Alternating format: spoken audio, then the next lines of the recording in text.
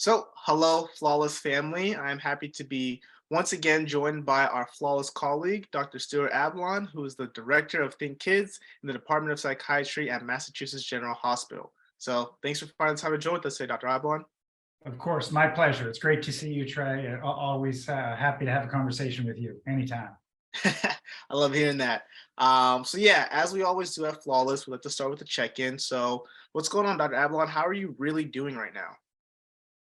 Thank you for asking. First of all, I'm doing well, Trey. Life's pretty good for me. I feel very fortunate, grateful for how things are going for me, and at the same time, also sort of always aware that that isn't the case for a lot of people, and even have someone in my extended family who's struggling health-wise right now, and reminds me of how important our health is. So, but I'm personally doing well, thank you. How about you, my friend? How are you?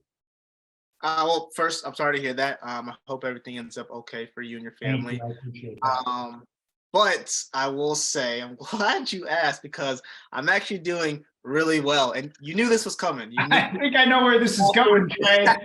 you knew this was coming. So let's talk about it.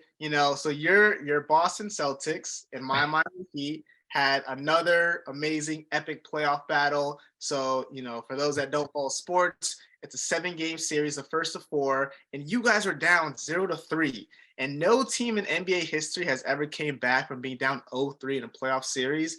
Yet the Boston Celtics made it interesting and tied the series up 3-3, but then suffered a crushing blow, Game 7 in Boston at home. So, man, a range of emotions as a sports fan, as a Heat fan. I was all over the place, but I love to kind of see you talk about your emotions throughout that series. Of course, you love to see me talk about my emotions as you watch your team in the finals. No, look, what a series. I got to tell you, I thought, look, the Red Sox are the only team in baseball to come back from 3-0 down. I thought it was time for another Boston, team to do that. What a series. Honestly, it's been a bit of a maddening season for us diehard Celtics fans. As you know, I grew up a Celtics fan, a hardcore fan, but it is tough. This was a tough year. They were inconsistent, great, not so great, but I still love our team. I have faith in us. I love the new addition to our bench, Sam Cassell. But you know what? You guys are one mentally tough team. And that series showed more than anything in my mind how important psychology is, group psychology, individual, to success in sports. And I got to say, I have a lot of respect for your team, and particularly a lot of respect for Jimmy Butler on and off the court. I got to say, whether it's at a press conference, impressive guys. So I have to say, I'm sort of ambivalently rooting for you guys, even though I don't have anything against the Nuggets either. But I'll be tuning in tonight. Yeah, definitely for Game 3 tonight. I'm excited about that. But I think you hit it right in the head. As someone that got a master's in sports psychology, I'm kind of looking at it from a different angle, and just for the Heat to be the 8 seed, to go up 3-0, to tie 3-3, and for Jimmy Butler started his career, or a lot of these undrafted players started their career. It really was a masterclass on sport and performance psychology. So I'm sure you probably see a lot of the same thing while watching the game. Absolutely, absolutely. I mean, it was fascinating, to have your undrafted players perform like they did. It was pretty amazing. For me, it's a reminder too of why sports are so important in our world. As a fan, as an athlete, I mean, there's such a great way to build skills and build character. And I always say, the other thing is, it's the best reality TV in the world. Like, you forgot to mention that, you guys were 0.1 seconds away from putting it away the game before. Like, it is theater like you can never imagine. You never know what's going to happen, and that's why you tune in. But sports is also, it brings communities together. Right now I'm watching a great documentary, Welcome to Wrexham. Ryan Reynolds, where they bought this team, the soccer team in Wales. You should check it out. It's almost like a little bit of real life Ted Lasso. But anyways, I'm a big sports fan, but there's a lot sports can do for healing and for development too. Yeah, see, that's a perfect segue, because the next question I want to ask you is, So here at Flawless, we're creating a documentary and an online course for high school students based on the experience of athletes. So as a psychologist and a sports fan, what wellness lessons or, lessons of emotional intelligence do you see in athletics that you think are just pivotal for any and everybody that's watching? Yeah. Oh, that's great to hear. Yeah, I feel like coaches can do so much for kids to foster healthy development, Mhm. and for kids who've been exposed to tough things in their life and even trauma. Sports and good coaches can promote healing. There's a lot about sports actually that's like ideally suited to being therapeutic, if you will, in addition to building all kinds of skills and character. And I mentioned Ted Lasso. I hope everybody watches that show.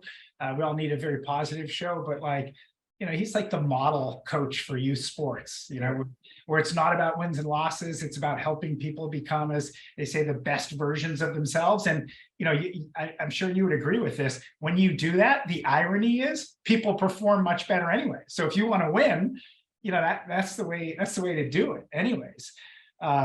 And I guess I would just say I think you're familiar with their work, but I would make sure to check out both Dr. Bruce Perry's neurosequential model of sport and his colleague Megan Bartlett, who runs the Center for Yep. Sport and Healing. Hope you guys are linking up because they've got a lot of great things to say on this topic. Yeah, those are two great resources. I've spoken to them both, and I Yeah. definitely co-sign everything you were saying. But you and we could turn this to ESPN and talk sports all day. But getting back to mental health and psychology, like I said, it's been a while since we last spoke. For those who may not be as familiar with what's going on and the work that you do, could you just remind everyone, what the mission of Think Kids is as an organization and what collaborative problem solving is? Yeah, sure. Thank you. Yeah, so Think Kids, as you mentioned, is a program in the Department of Psychiatry here at Mass General Hospital, but we work with people all over the world. And we really started working with kids who really struggled to manage their behavior. So, had some pretty significant behavioral challenges all across development, from little kids to transition age youth. And at this point, we work across the whole lifespan, and we have a particular approach that you reference called collaborative problem solving, which is an approach to both understanding why people struggle to manage their behavior, and then also an approach to help people develop the skills to be able to handle what the world is throwing at them better. And as you know, Trey, because you've been to a bunch of our trainings, you know this well.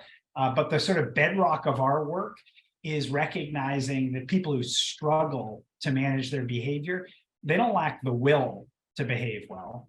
What they lack are the skills to behave well. And once you realize it's about skill, not will, it's a game changer, because instead of trying to motivate kids or other people to behave well with rewards and consequences and stuff like that, you approach them with much more empathy.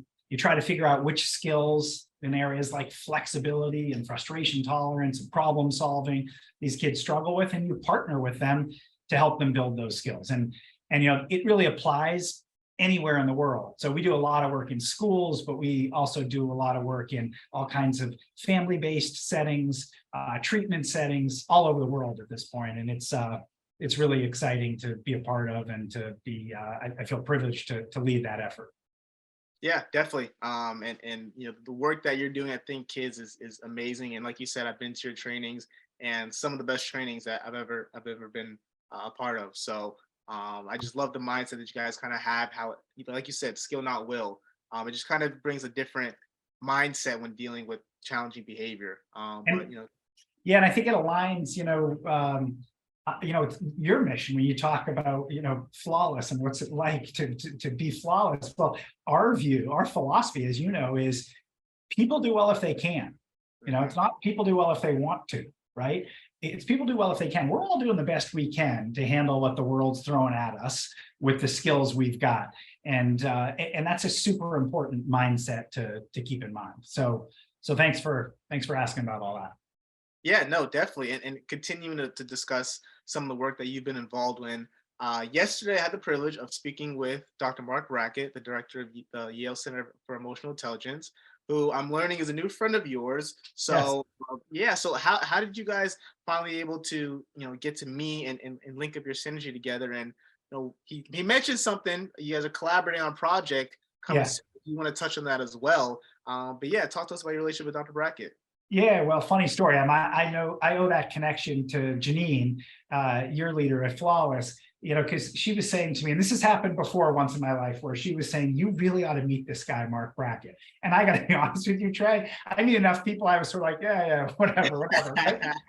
So she was like, hell bent on making an introduction. I think she made the introduction, but it didn't really sort of click until honestly during the pandemic. Where we had a Zoom together and we just sort of like hit it off, and we decided to have this little like personal book club where I sent him a copy of my book, my latest book. He sent me a copy of his book. We both agreed to read it. I was the weird person who was on a vacation on a beach reading a book called Permission to Feel. Not exactly beach reading, but I ate it up. I loved it. And I could immediately see connections between our work. So we hit it off from then. It was one of the just a couple of people where I developed a real relationship with over Zoom over the pandemic. And then we were thrilled when it ended. We were like, all right, let's get together in person. And so I went out to his place. We spent the day together. He's quite the host as well. Had an unbelievable meal, hike, but just started brainstorming. And I'm pleased to say that we're actually speaking together at Castle's annual conference, SEL conference, in November in Atlanta, where we're going to focus on how do you combine our approaches, because he focuses on feeling and we focus on thinking, and what we're going to do is put them together. How do you do your best thinking and feeling to help understand and tackle interpersonal problems? So looking forward to that. Yeah, it's so funny because I developed a relationship with Dr. Brackett individually, and then I developed a relationship with you as well. And it reminds me of something. I'll do this for your favor. It's like in sports when you see like a Randy Moss and a Tom Brady get together, like, whoa, how's this gonna work? This is gonna be amazing. It's gonna be fireworks on the field. It's kind of that same feeling seeing you two sync up together. And it's just like I'm excited to see the fireworks, in the mental health space, to see how you guys get together. So it's honestly thrilling to see. Well, I'm flattered with that comparison, because they were on fire. But yeah, the other thing is just how you hit it off too, and there was a real synergy there personally and professionally. So I'm excited to see where our collaborations lead us as well. Yeah, it's always great to see two leaders, in the field coming together. But so moving on, right now we are in the month of June, and it's a big time of transition for kids and young adults and parents. So just with graduation season coming around, students transitioning from a strict schedule of school to the summer and different activities. What advice do you have for everyone that might be enduring a routine change coming soon? Yeah. Well, first, I guess I would say, graduations and things like that mark these important transitions. They're great traditions and great rituals, but we also need to resist the pressure to make sure that these things are sort of perfect, because after all, the actual event is like one day of many.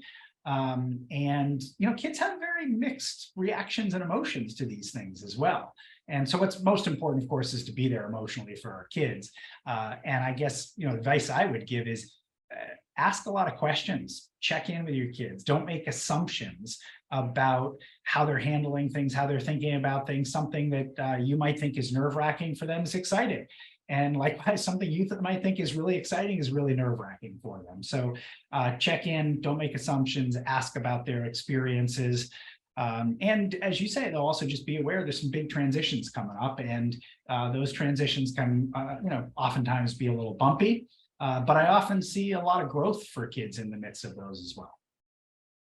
Yeah, which is amazing to see. I like how you kind of said listening and kind of not just pushing for your own agenda, like being more collaborative with it. So it kind of reminds me of a story that I heard, and a little context. So I will be starting a position soon as a director of the boys program at Project Lift. It's an amazing nonprofit that kind of combines therapy with like vocational hands-on training, and these kids go through this program and leave with the ability to build a car from scratch, get an electrician, HVAC, all these different amazing skills, while also receiving therapy in maybe what a lot of people consider an unorthodox way. Yeah. So like I said, it reminded me of a story that I heard that you told about working with a boy who wouldn't talk much until you ended up having a walk together. And then you started walking and talking with him for therapy sessions. So a little bit of an unorthodox way, especially, braving the cold of that Boston weather. So, could you just kind of talk more about that story, and how you kind of took a different approach to, connect with the kid? Sure. Yeah. First, congratulations. That's super exciting. I'm thrilled for you, and I look forward to hearing more about it. Um, yeah, that story that I think I probably told in the training is where you remember it. As a kid who I was meeting with regularly in my office for like typical standard therapy and family therapy sessions, and we weren't really getting anywhere. He wasn't participating a ton despite my best efforts, even though I felt like I had a decent relationship with him. And I don't know if you remember this, but the funny thing is I had just come back from teaching in Singapore the night before, and I was so exhausted, I fell asleep on the plane and slept the entire plane trip there. I woke up and my leg was really stiff and swollen and stuff. And I was like, oh, geez, I hope I don't have a blood clot from like, being stiff on the plane the whole time. And I was like, probably not. So I just sort of went to work the next day, and it started getting worse. And I called my doctor, and he's like, this sounds like a blood clot, and this is nothing to fool around with. Like, you better get yourself to the ultrasound lab here at Mass General. It closes at 4, right?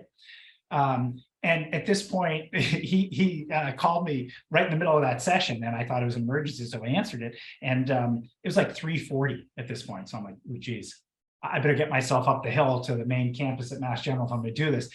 So I was like a little worried for my well-being. So I said to this kid, didn't want to stop our therapy session. I was like, hey, I know you guys park up by the main hospital. Would you mind walking with me up there? Because I got to get up there. And unfortunately, otherwise I got to stop the session. He's like, sure. So we walk up there, as you say, in the freezing cold. And I'm talking to him, and he starts engaging with me in a completely different way. And I was like, wow, what's going on here? And I said something to him. I was like, hey, Casey, you know what? This is like very different than any conversation we've had. Like, I feel like we're sort of getting somewhere. How come? And he's like, oh, I love walk and talks.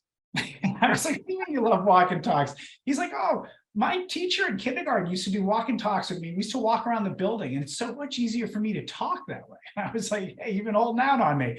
Like, why don't you tell me this? But the reality is, not staring at each other face to face and having some motion and some movement just made the conversation flow. And it's just a reminder that, getting out of the typical sort of therapeutic format can often unlock things. Now, there's good reasons to meet in an office too and things like that, but we want to be flexible and creative. And one of the things I love about hearing what you were talking about is it sounds like you're going to use naturalistic situations and environments to think about how to be therapeutic within those contexts. And, there's a lot of reasons to like that, including that therapy doesn't have to happen just between 4 and 4:50 on Tuesday or something. It can happen in small doses a lot during the course of the day. And when people are engaged in activities that are regulating for them, because that's what was going on for this kid. Walking like that without staring at me was regulating for him, so he could access his thoughts, his emotions in a way that he couldn't otherwise.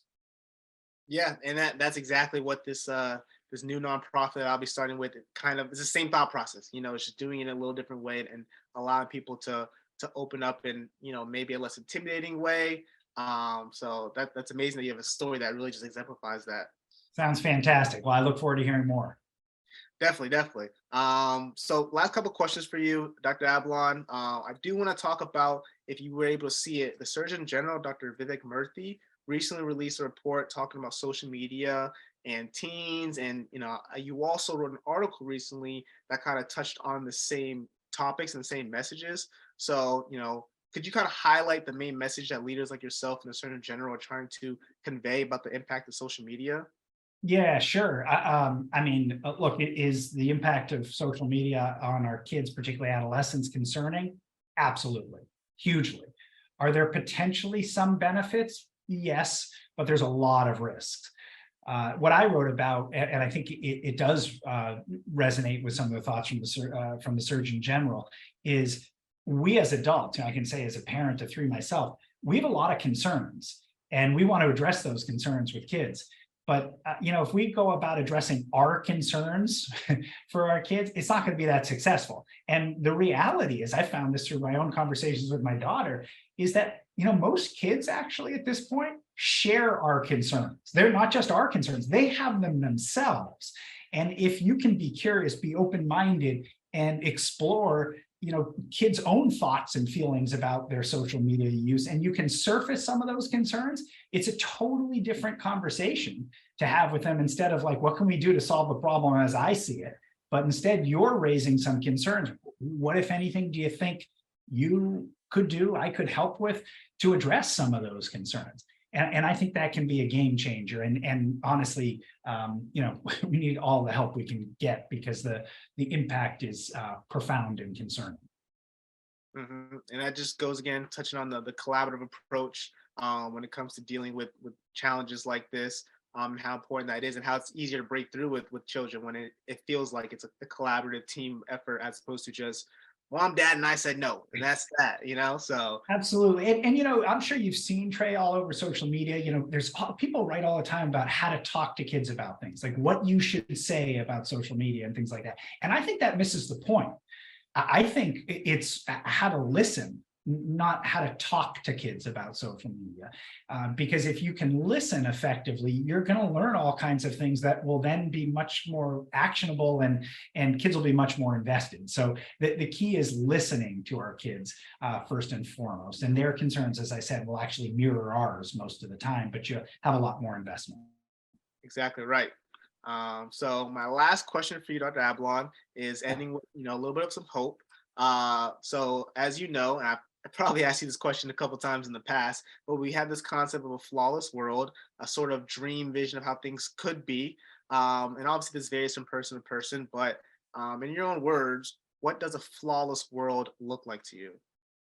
Well, you're not going to be surprised, and especially flowing from this conversation, in my mind, what that would look like is people realizing that our behavior as humans, at home, at school, in the workplace, it's determined by skill, not will. And people understanding that everybody's doing the best they can, that people do well if they can, as I said earlier. And your question reminds me of our mission statement at Think Kids. And because really what we're working towards is a compassionate world with adults and people who listen to and collaborate with children and one another. And that's sort of my vision, if you will. Yeah, that's amazing. I think that hits it right on the head. So that's all the question I had for you today. I want to thank you once again, Dr. Ablon, for finding the time to speak with us today and providing your insight. And for all those watching, make sure to follow Dr. Ablon and Think Kids on their social media accounts, and we'll make sure to have that in the description below. But thank you again, Dr. Ablon. Trey, it's wonderful to see you. Thanks. I always love talking with you, and love the work that you're doing at Flawless. I'm very excited for your upcoming opportunity as well. So great to see you, and take care of yourself, my friend. Okay. Thank you.